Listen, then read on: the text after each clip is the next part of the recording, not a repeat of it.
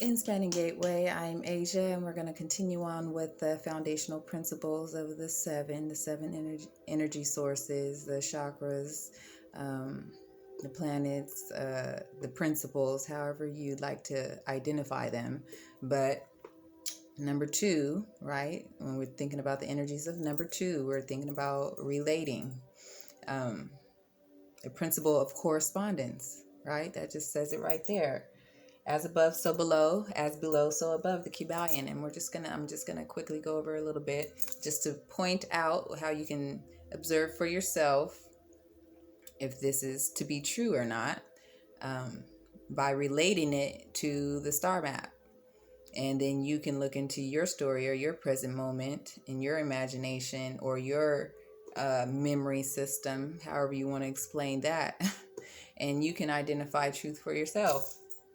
Okay, so I don't know if you can identify it as above, so below, but on the star map, we know that if this is a hemisphere or if this is a center point, right? Okay, and then this is considered on this map, okay, this is considered day and this is considered night, but you can go into your present moment, your imagination and memory and know that there is a day and a night. It's an expression of energy that's in transition through time, okay? And the way that we're able to identify day and night is because of the correlation between the two. Like, we wouldn't know of night if it wasn't for day.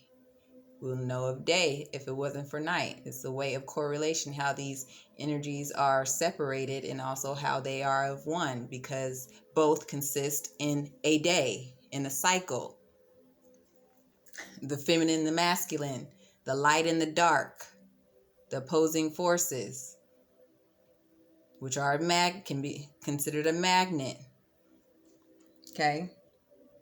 So this principle embodies the truth that there is always correspondence between the laws of phenomena and of the various planes of being and life. Okay, because these are various planes of being and life. We can see that, and then we can see that in our own forms, in our own energetic field. The old Hermetic axiom ran in these words: as above, so below; as below, so above. And the grasping of this principle, this founding, this beginning, okay, this observation gives one the means of solving many a dark paradox. Okay, a paradox also is a representation of two different or opposing energies, right?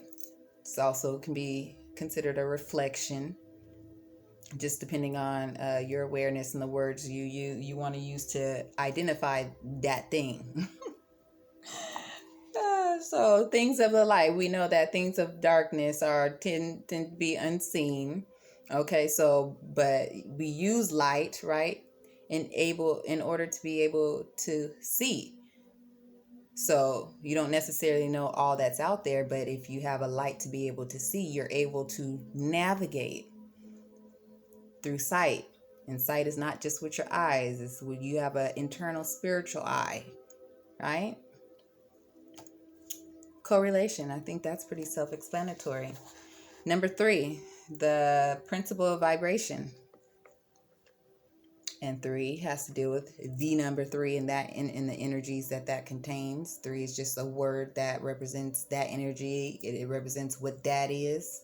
Okay, and also represents the third house on here. The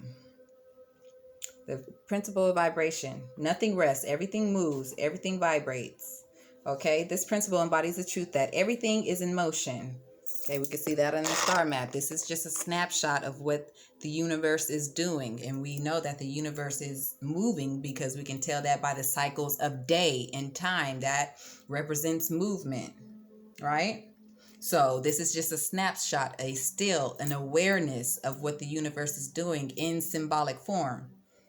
So everything vibrates. Nothing is at rest. Facts which modern science endorses and which each new scientific discovery tends to verify. So it's a continuance of truth because this is a state of being. This is the state of being in which life is built upon. And yet, This Hermetic principle was enunciated thousands of years ago by the masters of ancient Egypt. Okay, so that was a period of time, that was a cycle of time in which they used these founding principles, and which we use today, right? But this is what society is built on in our time period. This principle explains that the differences between different manifestations of matter, energy, mind, and even spirit result largely from varying rates of vibration. Okay, so the star map also shows these concepts, right? Energy, right? This represents energy, information, matter, right? There's matters of feelings, matters of your will. These are all different matters. Mind, I told you. I explained my perspective of how each one of these subdivisions or churches can relate to the mind, how you think about balance and your judgments. You think about work and serving, breaking those down that way. And even spirit, this also has to do with the location of your spirit and how you express your spirit. So all of these things are constantly at work within us and outside of us. From what you consider the all, which is pure spirit, down to the grossest form of matter, all is vibration. The higher the vibration, the higher the position in the scale. And this is why the cross is so important, because this will let you know in which direction you are going. Higher, this is the horizon, right? The horizon, or the equalizer, right? This will let you know where you are on this scale, the cross. Okay, you could be vibrating high or low, right?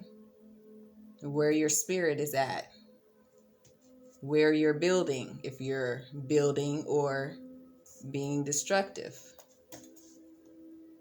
Okay, I think that's pretty self-explanatory, those two. Let's see, correspondence and principle of vibration.